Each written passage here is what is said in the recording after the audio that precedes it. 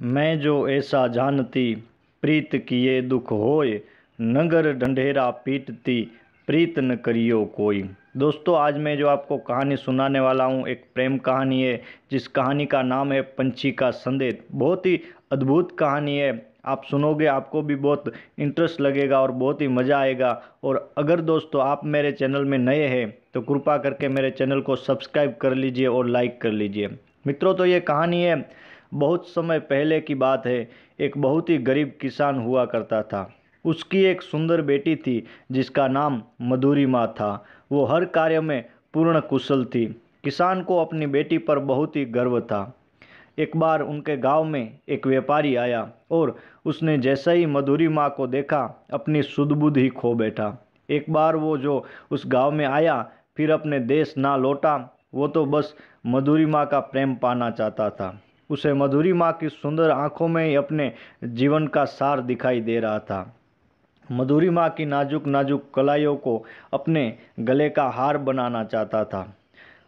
उसके फूल सी पंखुड़ियों से होठों से अपना नाम सुनना चाहता था। उसने मधुरिमा के घर के पास में ही जमीन खरीद ली और वहीं पर एक झोपड़ी बनाकर रहने लगा ताकि वो आते जाते मधुरिमा को निहार सके। मधुरिमा भी व्यापारी को पसंद करने लगी थी, लेकिन कहा दोनों में से किसी ने भी नहीं। एक दिन मधुरिमा खेतों में काम कर रही थी कि अचानक घोड़े पर सवार होकर उस राज्य के राजा वहां आ पहुंचा।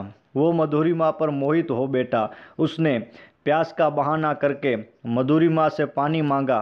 पानी पीकर उसने मधुरिमा की कलाई पकड़ ली, लेकिन मधुरिमा ने राजा को थप्पड़ मार दिया। राजा ने मधुरिमा से बदला लेने की ठानी।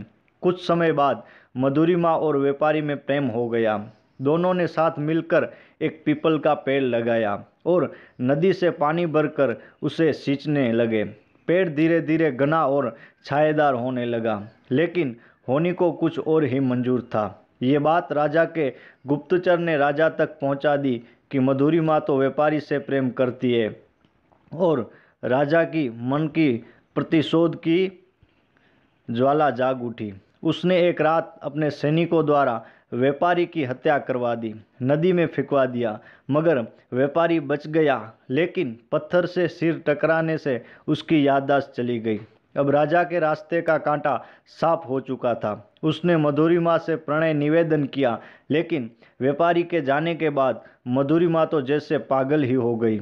उसने सिवाय व्यापारी के कुछ याद नहीं रहता। दिन ब दिन उसका शरीर जीर्ण होता जा रहा था। वो ना खाती ना पीती, उसकी सुंदरता भी ना रही। वो सिर्फ हड्डियां का ढांचा रह गई। राजा भी मधुरिमा की हालत देखकर भाग गया, क्योंकि वो तो सिर्फ रूप और सौंदर्य पर मरता था। और किसान भी अपनी बेटी की दुर्दशा ना देख सका और वो भी एक दिन चल बसा। मधुरिमा सालों व्यापारी की वाट जोती रही, लेकिन व्यापारी ना लौटा। फिर एक दिन उसने पीपल के पेड़ के नीचे मधुरिमा ने अपने प्राण त्याग दिए। गांव वालों ने उनका अंतिम संस्कार कर दिया। फिर 20 सालों बाद व्यापारी की याददाश्त लौटी। उसे जैसे ही मधुरिमा के बारे में याद आया, वो फौरन ही उसके पास लौट चला, लेकिन वो तो जा चुकी थी। उस रात व्यापारी उस पेड़ के नीचे बैठकर बहुत रोया और आधी रात के समय एक पंछी ने उसके पास आकर पुकारा।